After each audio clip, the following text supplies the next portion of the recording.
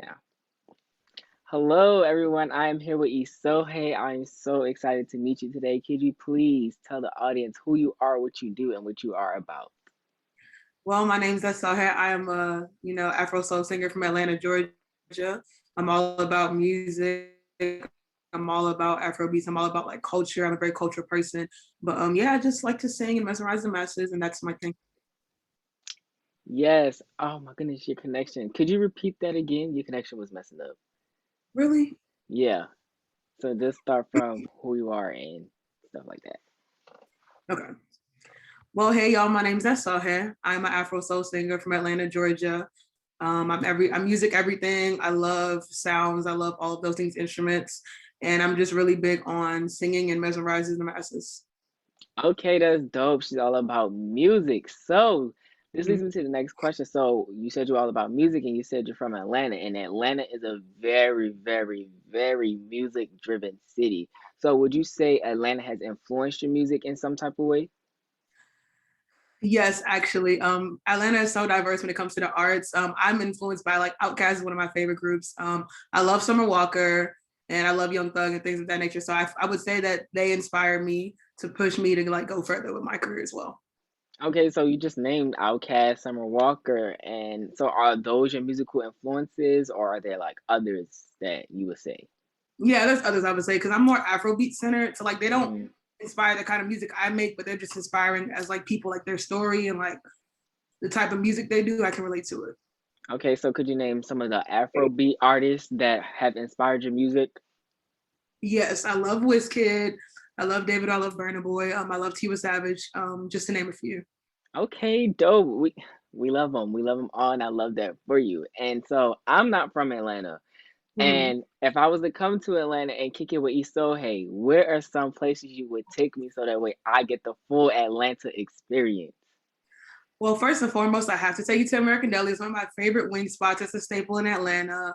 I'd probably take you downtown Atlanta in general. We can look at the skyline view. There's like a ride that shows you the whole city at night. It's so beautiful. And just like high life in general, you can get it down there. And I'd also take you to World Taste. That's my favorite Afrofusion restaurant. Okay, okay. So you're a foodie is what you're telling me because all you were saying was food, food, food. She ain't saying nothing much about the entertainment. So Atlanta has a good selection of food. Is that I what can you're, take is you that to what the you're studio. Okay. The stew. Okay, Yeah, I'm a look. Okay, so speaking of the studio, you went viral on social media for your cover of Billie Eilish, I Don't Want to Be um You Anymore. So yes. how did that go? Like what was going through your mind when you went viral? Could you explain like some people who reached out to you when you went viral? Yeah. I feel like I was on top of the world. Like when I was dropping that cover, I'd never dropped anything else like really like that severe that I recorded a visual to it. And I put it on Twitter and Instagram like just to see where it would go. And it's still my most viewed video today. It has over 300,000 views.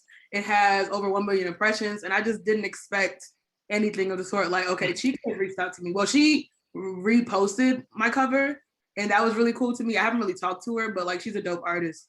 And that was really cool to me for her to notice me and like put me on her platform like that. It's really cool. Okay, so you said she didn't reach out or anything like that. It was just the oh man. Yeah.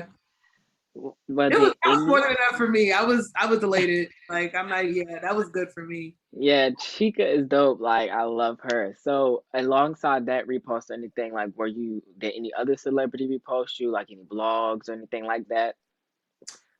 Yes. Deetranada actually, she's a rapper from Maryland. She reposted, I think she commented on my YouTube cover and I was like, is that what I think it is? And it was. It was a point where me and No Name were following each other on Twitter. Like that was cool. But yeah, it's just I've just spoken to a few like people that are in the industry and like working their way up as well as like some people higher up. But I'm just grateful for like the knowledge that they give me and the wisdom and things of that nature. Cool. Could you share some of the wisdom or knowledge that you received from them?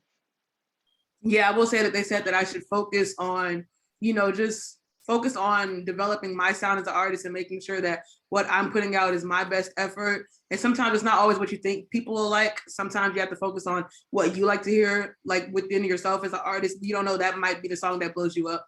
So just, being steady on the craft, being more consistent, trying to record something every day, and just things of that nature.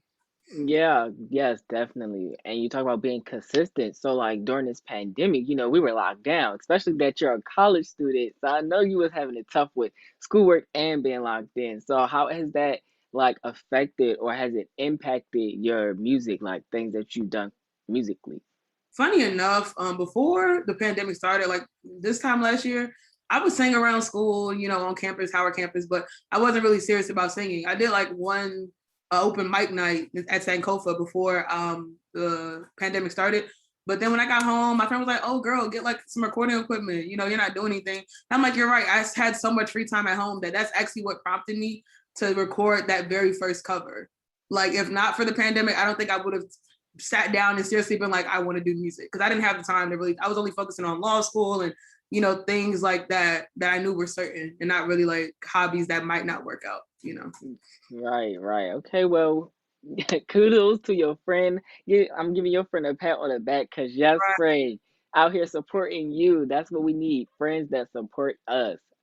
Um, so your single Energy is a soulful song about letting go of a situation where the energy was just not reciprocated. Like has and of course it has happened to you because you wrote the song. So like could you share that experience that was going on when you wrote the song?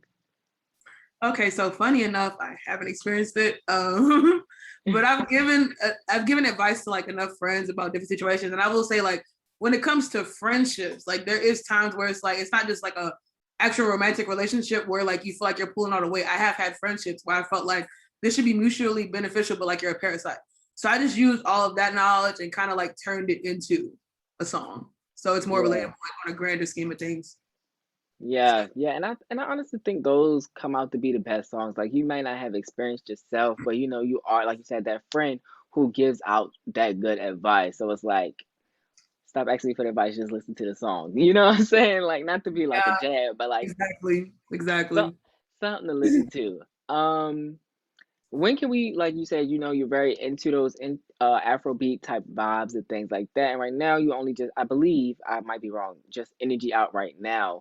When can Yes. we be expecting more music from you and have those Afrobeats jumping?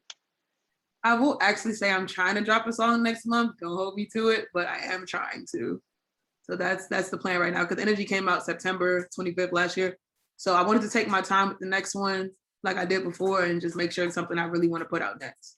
Right, right. So is it going to be giving like some summer vibes? We're going the girlies and the girls and the gays might be out here twerking to I the might love song, it. I guys. don't know. I think y'all will. I think Okay. everybody will. I hope so. Okay, okay, okay. Fingers crossed. Yes, fingers crossed for the single that might be coming out. And like summer vibes and for example, like, you're African American. Well, not you're African, correct? Mhm. Not African Yeah, I'm American. Nigerian. Okay, so, y'all like to switch your hair up, especially during the summertime. Y'all can rock the wigs, y'all can rock the shortcuts. And I noticed that you are one who are like a hairstyle girl. Like you off, on, off, on. Yeah, I think getting So more with this house. what would you say is the Esohe hairstyle? I would say my ginger afro. That's my signature right now. Underneath, like when I'm not doing the wigs and stuff, I say yeah. Ginger hair has been having me in shackles recently. I don't know what it is.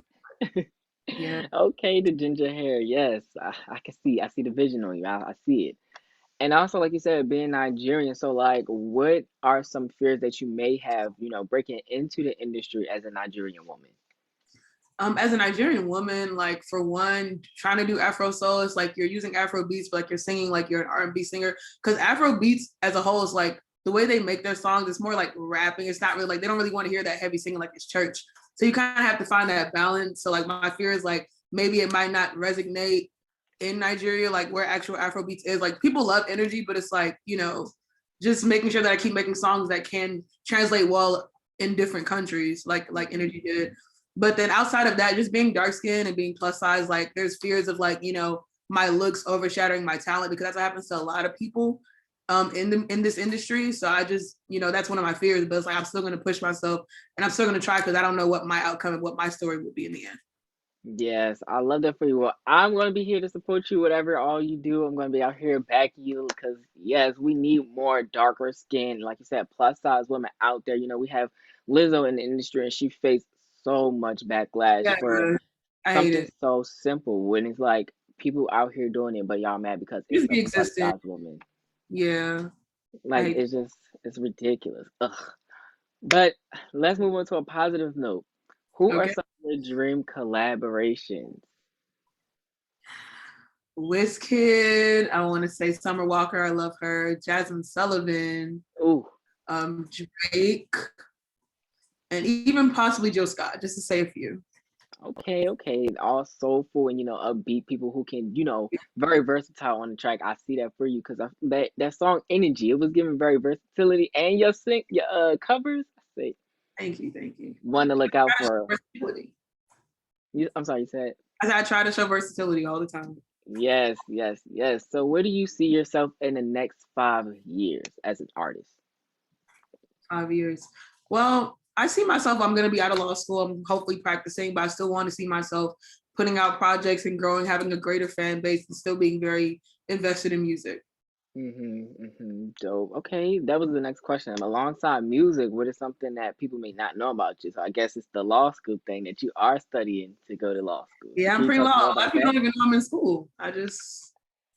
Yeah, I'm a pre law student. I'm very excited to assist in the process of, dismantling this justice system because it's a mess.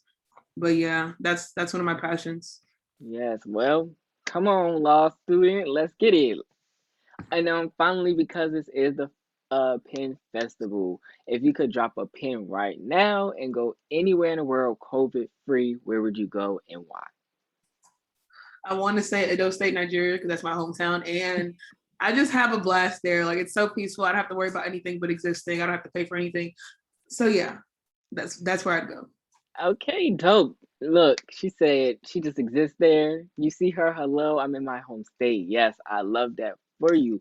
Go ahead and let the people know where they can find you on socials and things of that nature. All right. Well, my ad is the real Esohe. That's Esohe on all social media platforms. You can just look up Esohe covers on YouTube and SoundCloud. My covers will pop up. And I have a link in all my bios with all of my things attached. Like I have a Vogue interview that's in there, things of that nature. So, check me out. Check her out. Thank you so much, Esohe, for coming and spending this day with me on Pin the Festival. Please stay tuned to the and watch the festival on April 22nd. Thank you. Thank you for having me.